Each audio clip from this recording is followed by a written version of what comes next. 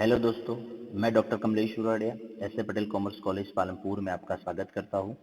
Cost accounting subject के unit 3 direct labour में आज हम लेक्चर 5 में डिस्कस करने वाले हैं लेबर टर्नओवर रेट के बारे में।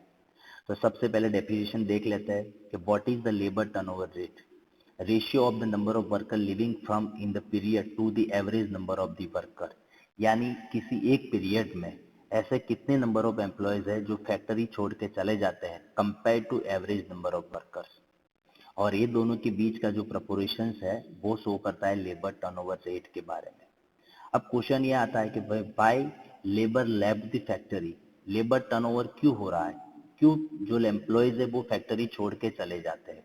तो इसके पीछे बहुत सारे रीजंस है। तो सबसे पहला रीजन एक ये भी हो सकता है कि अगर कोई एम्प्लॉयज है वो डिसेबल हो जाता है, उनका एक्सीडेंट हो जाता है, तो जाहिर सी चीज है कि वो फैक्ट्री छोड़ के चले जाएंगे। उसके अलावा सपोज कोई फीमेल वर्कर्स है और उनकी शादी के बाद शायद उनको हो सके कि कहीं और जगह जाना पड़े, या फिर उनको ये जो करंट जॉब है उसे छोड़ना पड़ता है। उसके अलावा भी हम देखें कि किसी जो एम्प्लॉयज है उनके कोई स्पाउस है, उनकी कहीं ट्रांसफर हो जाती है तो उनको भी वही जाना होता है, तो ये भी एक रीजन हो सकता है लेबर टर्नओवर के लिए। उसके अलावा अगर एम्प्लॉय जो काम कर रहा है तो आपका जो फैक्ट्री का एनवायरनमेंट है या फिर वेजिस है, सैलरीज है, उनसे वो डिससेटिस्फाइड है। अगर कहीं उनको और अच्छी उनको बेनिफिट मिल रहा है, सैलरीज मिल रही, तो हो सकता है कि वो फैक्ट्री छोड़ के कहीं और फैक्ट्रीज में चला जाएगा। ठीक है। उसके अलावा अगर उन्होंने कोई गलती की है और कंपनी खुद उसको डिसमिस कर रही है तो भी हो सकता है कि वो कारखाना या फिर आपकी जो फैक्ट्रीज है वो छोड़ के चला जाएगा।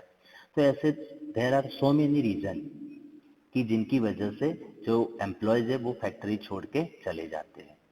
तो ये सारी रीजन की वजह से लेबर टर्नओवर रेट होता है।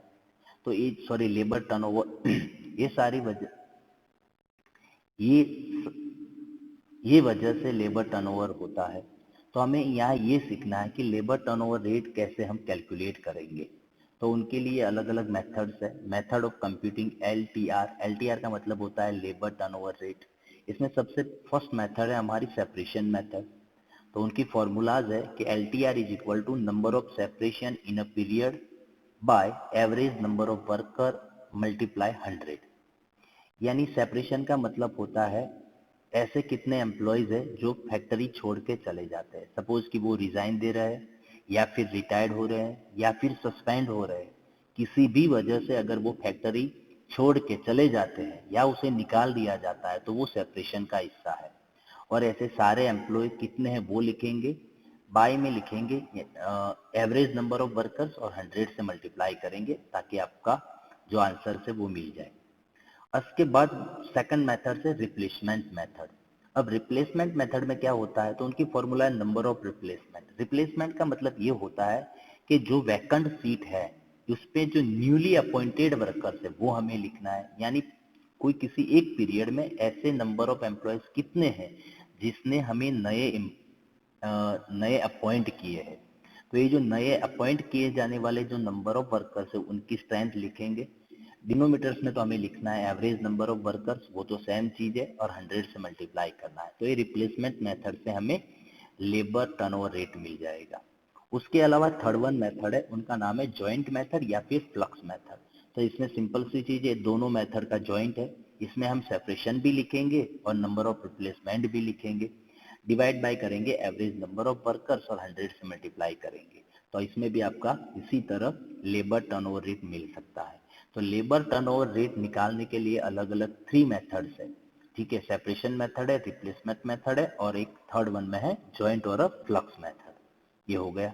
उसके बाद हमें एक चीज और भी सीखनी चाहिए कि एवरेज नंबर ऑफ वर्कर कैसे निकालेंगे। तो सिंपल सी चीज है, नंबर इन द बिगनिंग, यानी number of workers in the beginning. जो आपका पीरियड है उनकी जो ओपनिंग है तब आपके पास कितने वर्कर्स थे, plus number of worker at the end, यानी एंड में क्लोजिंग में आपका जो पीरियड का क्लोजिंग पीरियड है एंड में आपका फैक्ट्रीज में कितने नंबर ऑफ वर्कर्स, ये दोनों का समेशन डिवाइडेड बाय 2, उनके एवरेज लेनी है तो फिर आपको मिल जाएगा एवरेज नंबर ऑफ वर्कर। उसके अलावा भी एक चीज है इक्विवेलेंट एनुअल रेट। अगर आप ये जो भी आपका जो लेबर टर्नओवर रेट है किसी एक महीने के लिए निकाल रहे हैं, लेकिन आपको जरूरत है पूरी साल के लिए, सॉरी जरूरत नहीं है लेकिन आपको पूरे साल के लिए उसे कन्वर्ट करना है, एनुअल रेट में लाना है, तो फिर हम क्या करेंगे, आपका जो भी आंसर है लेबर टर्नओवर रेट, उनको 360 से मल्टीप्लाई करेंगे और number of days in the month, ये जो पर्टिकुलर मंथ में जो भी डेज है वो डेज से हम डिवाइड करेंगे। ठीक है, तो फिर आपका वो आंसर हो जाएगा इक्विवेलेंट एनुअल रेट, यानी उनका मतलब हम शॉर्ट में लिखते हैं EAR। ठीक है, तो ये मेथड्स है, बहुत ही सिंपल सी चीज है। ठीक है, एक दो चीज आपको याद रखनी है, खास करके रिप्लेसमेंट में, वो हम जब एग्जाम्पल सॉल्व कर रहे हैं तब आपको डिस्कस कर देंगे।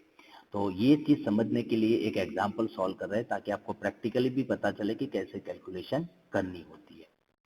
तो ये सम है आपका, from the following information of Shivam limited calculate labour turnover rate on the base of separation method, replacement method and flux method, तीनों मेथड से बताया है। आपको क्या दिया है, number of worker at the beginning of the year, यानी आपका जो साल स्टार्ट हो रहा है तो आपके पास ओपनिंग वर्कर्स कितने हैं, और number of worker at the end of year, यानी साल खत्म होने के बाद आपके पास वर्कर्स कितने हैं। ये ओपनिंग और क्लोजिंग वर्कर्स आपको दे दिए है। ठीक है, अब बताएं number of workers resign during the year, यानी 40 वर्कर्स ऐसे जो रिजाइन देते हैं। ठीक है, ये खुद की मर्जी से कंपनी में रिजाइन देके चले जाते हैं, तो ये क्या हुआ, सेपरेशन का हिस्सा हुआ, यानी वो छोड़ के हुआ लेफ्ट द फैक्ट्री। तो 40 लोग हैं जो फैक्ट्री छोड़ के चले जा रहे हैं। उसके अलावा number of workers retired during the year, तो ये लोग रिटायर्ड होके चले जाते हैं, तो वो भी सेपरेशन का हिस्सा ही होगा, क्योंकि सेपरेशन का मतलब होता है the workers who are left the factory, जो लोग फैक्ट्री छोड़ के चले जाते हैं वो सारे नंबर ऑफ वर्कर्स हमें सेपरेशन के हिस्से में लेना है। तो ये जो रिजाइन दे रहे हैं वो भी सेपरेशन में आएगा, और जो लोग रिटायर्ड हो रहे हैं वो भी सेपरेशन में आएगा। ठीक है, इसके अलावा बताएं number of worker newly appointed during the year, newly appointed आएंगे रिप्लेसमेंट में, जो नए एम्प्लॉयज फैक्ट्रीज में आ रहे हैं। देखो इसमें कितने हैं, टोटल 120 है, और इसमें ये भी बताया of this 30 worker where taken under expansion plan, यानी आपका जो न्यू अपॉइंटमेंट है वो न्यू अपॉइंटमेंट दो चीजों के लिए हो सकता है। एक किसके लिए हो सकता है, तो आपकी जो पुरानी सीट है जो वैकेंट रहती है, यानी किसी वर्कर्स को चले जाने के बाद ये जगह खाली होती है और वहां जो एम्प्लॉयमेंट आपको लेने होते हैं वो होते हैं वैकेंट सीट के लिए।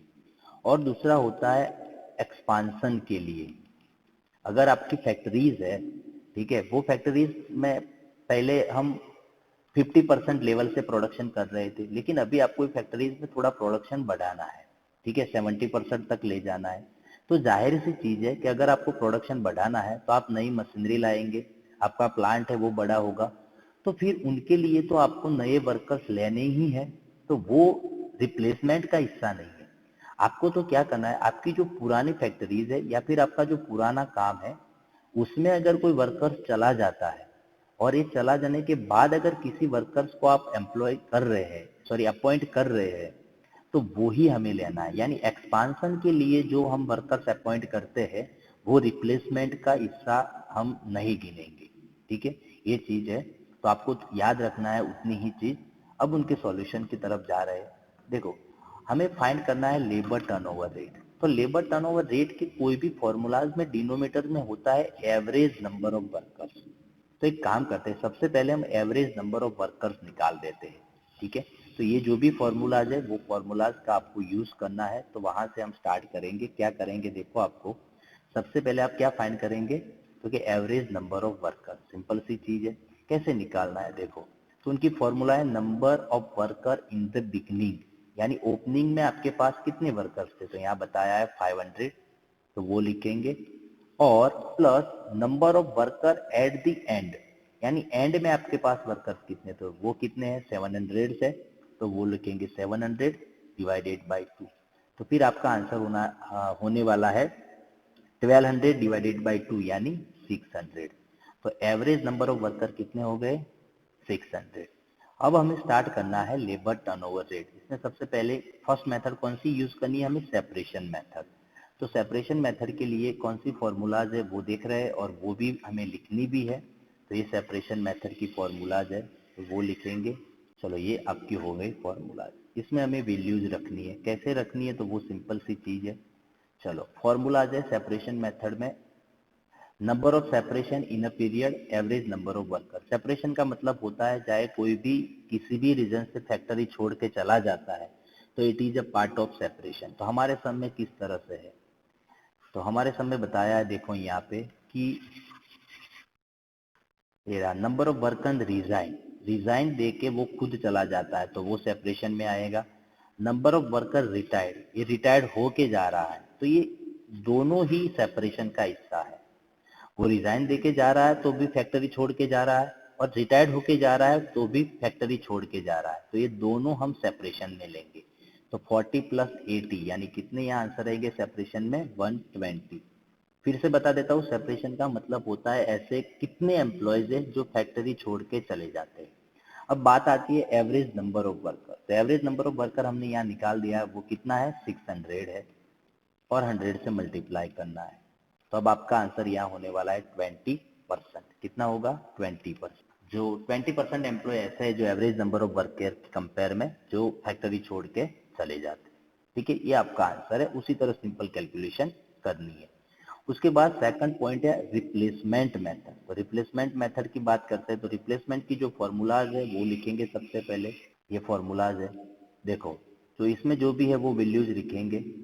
नंबर ऑफ रिप्लेसमेंट, रिप्लेसमेंट का मतलब होता है ऐसे कितने एम्प्लॉयज है जो आप फैक्ट्रीज में जो वैकेंट सीट है उसमें अपॉइंट करते हैं। न्यूली एक्सपांशन के लिए हमें नहीं लेना है। तो यहाँ देखिए, देखो ड्यूरिंग द ईयर हम कितने एम्प्लॉयज को अपॉइंट कर रहे हैं तो वो बताया है यहाँ पे, वो है the number of worker appointed during the year 120 है। टोटल 120 एम्प्लॉय हम फैक्ट्रीज में एक साल में नए ले रहे हैं। लेकिन इसमें बताया कि 30 वर्कर्स वे टेकन अंडर एक्सपांशन प्लान। तो हमें एक्सपांशन प्लान के अंडर जो वर्कर्स ले रहे हैं वो हमें कंसीडर नहीं करने हैं। तो 120 में से 30 एम्प्लॉय तो एक्सपांशन प्लान के लिए है, तो हमारी जो पुरानी वैकेंट सीट है तो उसमें कितने एम्प्लॉयज आएंगे, सिर्फ और सिर्फ 90 ही वर्कर्स आएंगे। कितने 90। तो हम यहाँ लिखेंगे 90। और एवरेज नंबर ऑफ वर्कर्स तो वो हमने सबसे पहले कैलकुलेट किया था, वो आपका आंसर है 600 इंटू 100। तो फिर यहाँ आपका आंसर होने वाला है 15%। ठीक है, चलो इसके अलावा और कौन सी मेथड का यूज करना है हमें, यहाँ फ्लक्स मेथड। सबसे पहले फ्लक्स मेथड, देखो फ्लक्स मेथड में आप दोनों का टोटल करेंगे तो भी आंसर मिल जाएगा। 20 प्लस 15 यानी 35% आंसर आएगा। ठीक है, लेकिन अगर आपको फॉर्मूला के थ्रू जाना है फ्लक्स मेथड में तो सबसे पहले उनकी जो फॉर्मूलाज है वो लिख देते हैं हम यहाँ पे। चलो ये हो गई आपकी फ्लक्स मेथड की फॉर्मूला।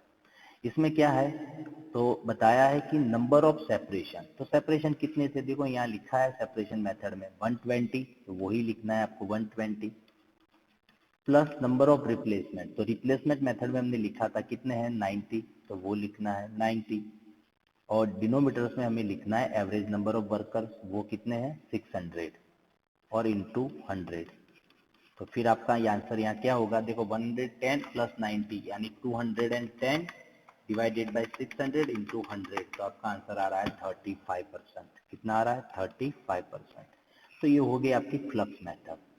ठीक है, तो वो सिंपल सी चीज है। दो तीन चीज याद रखनी है कि सेपरेशन में क्या आएगा, तो रिटायरमेंट आ सकता है या फिर वो डिसमिस हो रहा तो वो भी आएगा, और उसके अलावा वो किसी भी रीजन से फैक्ट्री छोड़ के चला जा रहा है तो वो सेपरेशन का हिस्सा है। और जितनी जो पुरानी वैकेंट सीट है उसमें जो न्यू अपॉइंट हो रही है वो रिप्लेसमेंट में आएगा। एक्सपांशन प्लान के अंडर होने वाले अपॉइंटमेंट हम रिप्लेसमेंट में नहीं कैलकुलेशन कंसिडर नहीं करेंगे।